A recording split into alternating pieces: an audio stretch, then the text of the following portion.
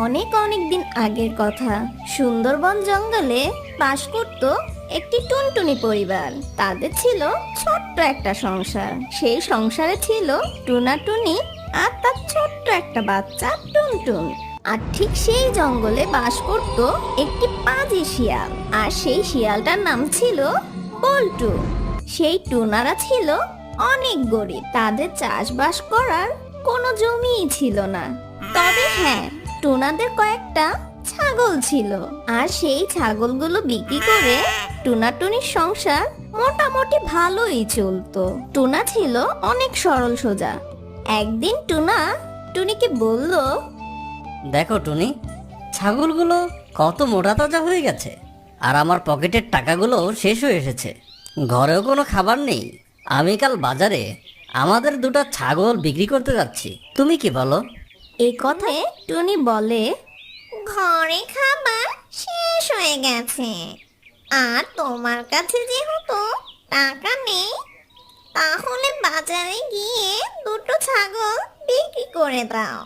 টুনাটুনি যখন এই বিষয় নিয়ে গল্প করছিল, আর ঠিক সেই সময় তাদের বাড়ির পাশ দিয়ে হেঁটে যাচ্ছিল সেই দুষ্ট শিয়াল।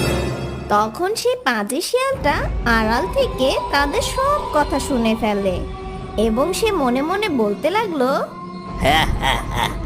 দাঁড়াও টোনা, তোমার ছাগল আমি বিক্রি করাচ্ছি, আমি ওগুলোকে চিবিয়ে খাবো।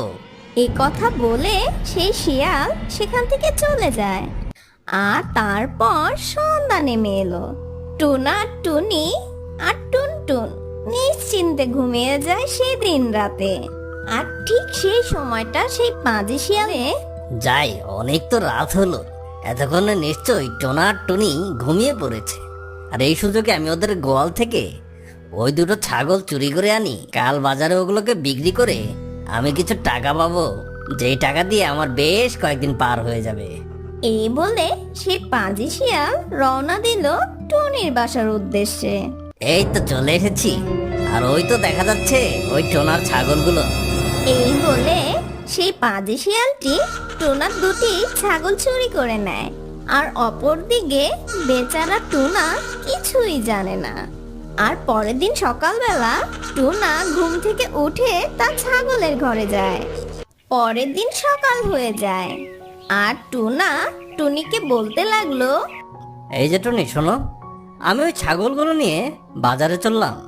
এই বলে বেচারা টুনা উঠতে উঠতে সেই গোয়ালে যায়। গোয়ালের কাছে যেতে না যেতেই টুনা কাঁদতে লাগলো। হে আল্লাহ, এ আবার কি হলো? এমনি তো আমার পকেট ফাঁকা, মাত্র কয়েকটা ছাগল ছিল, তার মধ্যে আমি যে দুটো বিক্রি করতে চেয়েছিলাম সে দুটো তো চুরি হয়ে গেল। এভাবে বলতে বলতে টুনা কান্না করতে লাগলো।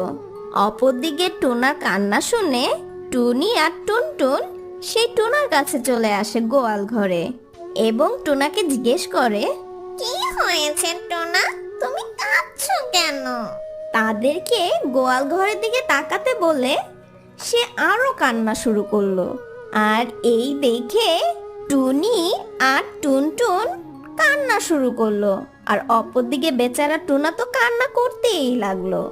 তারপর টুনার মেয়ে টুনটুন বলতে লাগলো, বাবা, তুমি কান্না করো না, তুমি দেখো, যে আমাদের ছাগল চুরি করেছে তাকে আল্লাহ নিশ্চয়ই শাস্তি দিবে।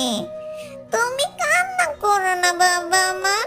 আর বাবা, তুমি শুকরিয়া আদায় করো, সে তো আমাদের সব ছাগল নিয়ে যায়নি, আমাদের তো আরো ছাগল আছে বাবা। আমরা এগুলো বড় করে পরবর্তীতে আবার বিক্রি করতে পারবো বাবা।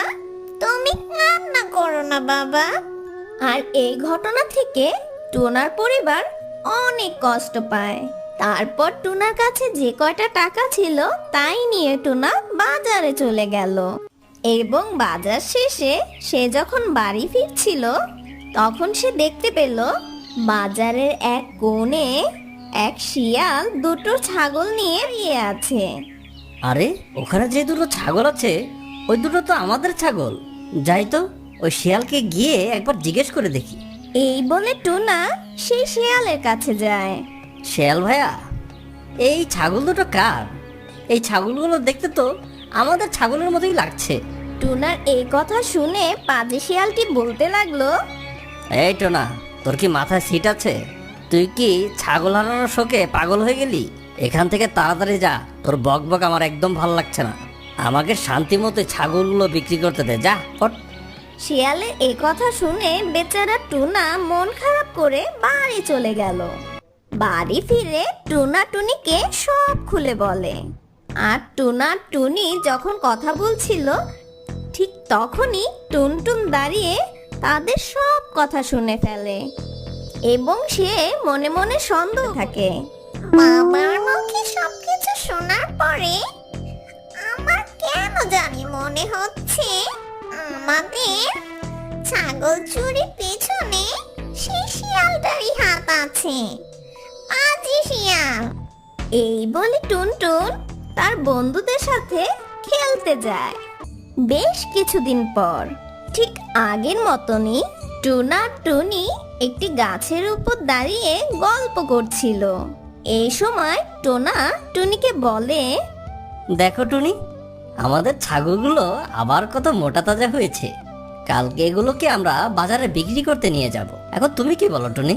টোনার এই কথা শোনার পর টুনি বলে, দেখো টোনা, বিক্রি করবে ভালো কথা, কিন্তু এবার একটু সাবধানে থেকো। এই বলে তারা দুজন সেখানে দাঁড়িয়ে থেকে করতে লাগলো। গল্প করতে করতে কখন যে সন্ধ্যা হয়ে যায় তারা কিছুই বুঝতে পারে না। আচ্ছা টুনি, তুমি এখন ঘরে ঢুকো, সন্ধ্যা হয়ে গেছে। আমি ছাগলগুলোকে দেখে আবার ঘরে আসছি। এই বলে টোনা উঠতে উঠতে গোয়াল ঘরে যায় এবং সে গোয়াল ঘরে গিয়ে ছাগল দুটিকে দেখে সে মনে খুব শান্তি পায়। না, ছাগলগুলো তো ঠিকঠাকই আছে। যাই, ঘরে যাই, রাত তো মেলা হয়ে গেছে, ঘুমোতে গিয়ে।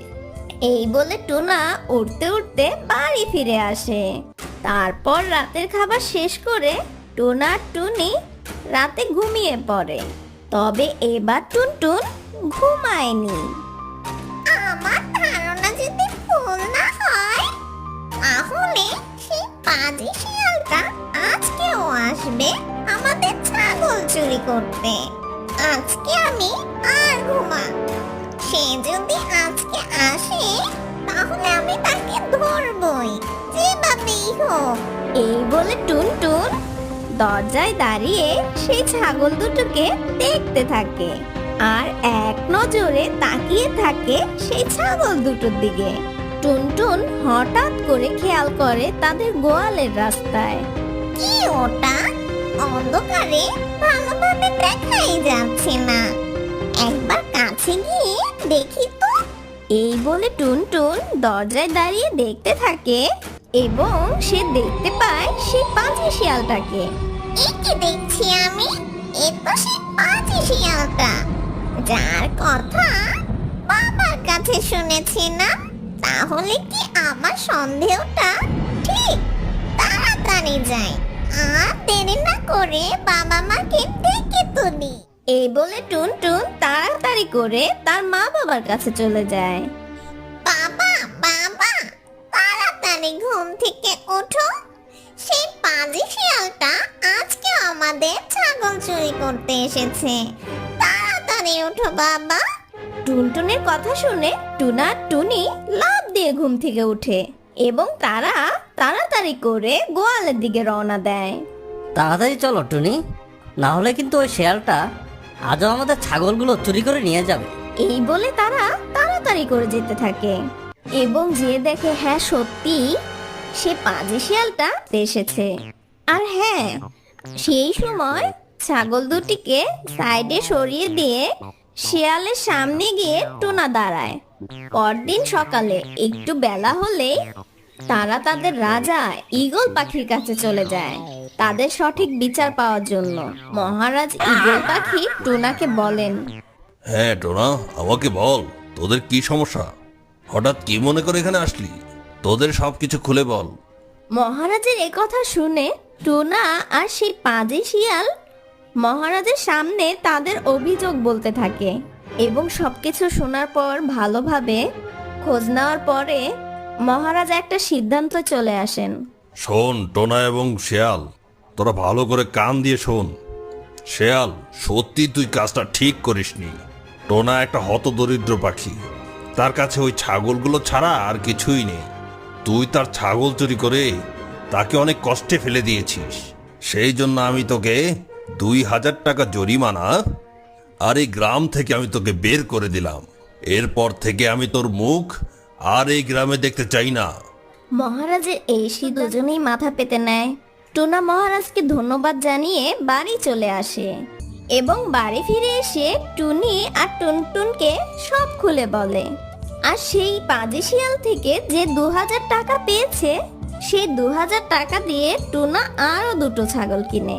তারপর তারা অনেক সুখে শান্তিতে বসবাস করে সেই সুন্দর বন জঙ্গলে। তা বন্ধুরা, আজকের গল্পটি তোমাদের কাছে কেমন লাগলো তা অবশ্যই কমেন্টে আমাদের জানিয়ে দিও। আর হ্যাঁ, যারা এখনো আমাদের চ্যানেল সাবস্ক্রাইব করনি তারা অবশ্যই আমাদের চ্যানেলটি সাবস্ক্রাইব করে পাশে বেল বাটনটি অন করে দিও। তো দেখা হচ্ছে পরবর্তী ভিডিওতে।